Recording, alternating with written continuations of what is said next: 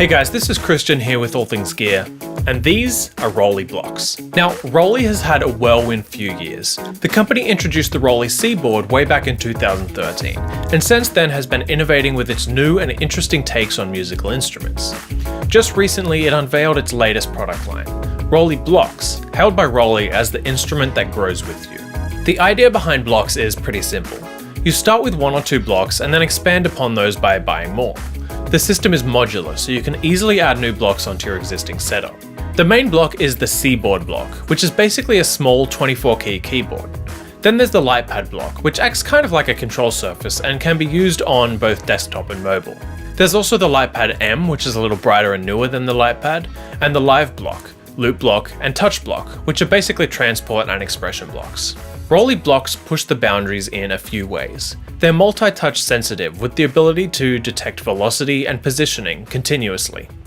ROLI calls it 5D tracking. But are ROLI blocks worth investing in? Have we finally arrived in the future of modular music making? We put the ROLI C-board block, the ROLI LightPad, and the ROLI Touch block to the test to find out. Now, the first thing you'll notice about any new product is its design, and ROLI blocks look awesome. The C-board block looks extremely similar to the standard ROLI C-board, but that's a good thing. It's close enough to a regular keyboard to be recognizable for those who play the keyboard, but it's modern enough to show that it's here to change how we approach making music. The block features a 24-key setup, along with octave controls on the top left and right, a battery indicator button on the left edge, and a power button on the bottom edge. The LightPad block features a design that makes it obvious that the two blocks are meant to exist in the same series. The left edge features a button that will show battery level, while the bottom edge features a power control.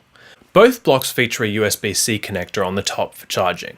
We like that ROLI included a USB-C connector rather than a micro USB one.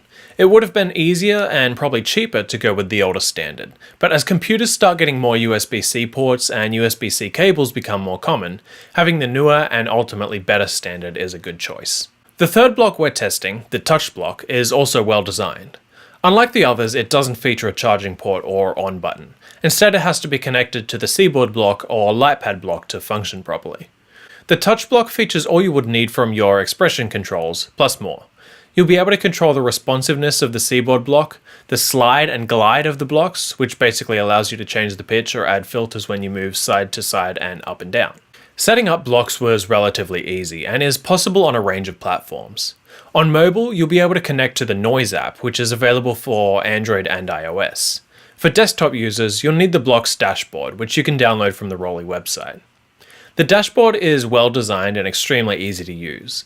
It instantly recognized blocks we had connected, and downloading and installing new firmware was very straightforward. The app was a little more hit and miss. We had a lot of trouble pairing ROLI blocks with a Google Pixel XL and eventually gave up. The process went a lot more smoothly on an iPhone 7 Plus, and we were connected and running smoothly in no time there. ROLI blocks will take a bit of getting used to, but in general the apps and devices themselves are pretty easy to use and well laid out. That's a pretty important consideration to make. After all, blocks are built for musicians on the go, so being able to quickly connect and get started could be the difference between being able to finish up a project or not doing so. The desktop app, called Blocks Dashboard, is basically a bridge between your blocks and your DAW. From the dashboard, you'll be able to control all your MIDI settings, pitch bend range, and so on.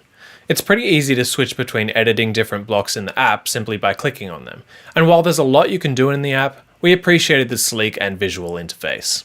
ROLI has put a lot of emphasis onto the Noise app, and it's a pretty nice way to get to know ROLI blocks and to make loops. The app is largely built around making loops, and while there was certainly a time when it wasn't the best at doing so, it's grown a lot. Navigating through the app is relatively easy. You'll first connect your blocks, then either start a new song or edit an already made one. From there, you'll be able to play back the loops you've created in the Song tab, edit the sounds and loops in the Instruments tab, and control your blocks and which instruments they're assigned to in the Studio tab. You'll want to take an hour or so getting used to the interface. It can be a lot to take in at first, especially if you're coming from a more traditional DAW like Pro Tools. One thing to note about Noise is that the sounds in Noise sound great. They're powered by ROLI's Equator sound engine, which has gained steam over the past few years as a pretty impressive offering.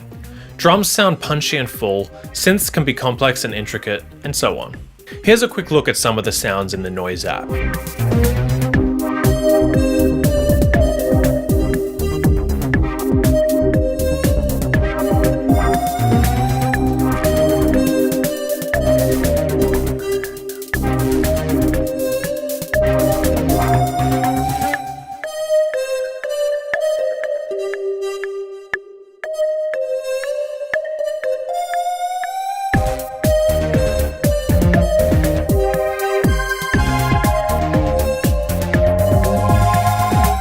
While the Noise app is a lot of fun, it could use some work. One of the biggest issues we had with it is that you can't export your loops privately. You can only share them to ROLI's social network, noise.fm, and is shared under a Creative Commons license. In other words, without recording the loops from your phone, you won't be able to get them into your main DAW, and even recording from your phone can be a little tricky in an era when the headphone jack is disappearing. In general, both the dashboard and the Noise app are well built and generally easy to use. Noise could use some extra functionality. You're limited to one drum kit and 3 other instruments when it comes to loops, so loops are a little bare bones. You also can't add any effects to your sounds, mute or solo sounds, edit loop lengths, and so on. ROLI has been working on the app a lot. Some older reviews note that you can't overdub loops, but since those reviews were written, the feature has been added. We hope ROLI continues to put effort into the app. ROLI blocks are a very interesting offering from ROLI, which is slowly but surely trying to change how we play and record music. In general, blocks take a little getting used to, but once you do, you'll enjoy the versatility that they offer in your DAW. Using blocks with Noise is also pretty fun, and while it could certainly use some extra functionality, if you want to just mess around and experiment a bit, Noise is pretty good at doing so. So the question remains, should you buy ROLI blocks? The idea of having portable MPE controllers is a good one, and will certainly appeal to many users. We think power users who don't mind diving into MIDI settings will get the most out of blocks, coupled with the dashboard app. Those looking for something to create fun loops and mess around with in their free time will also appreciate how blocks work with Noise. We would, however, like to see expanded software efforts from ROLI. Check out the description for a link to buy ROLI blocks. Please subscribe to the channel for more reviews. Thanks for watching. Again, my name is Christian, here with All Things Gear, and we'll see you next time.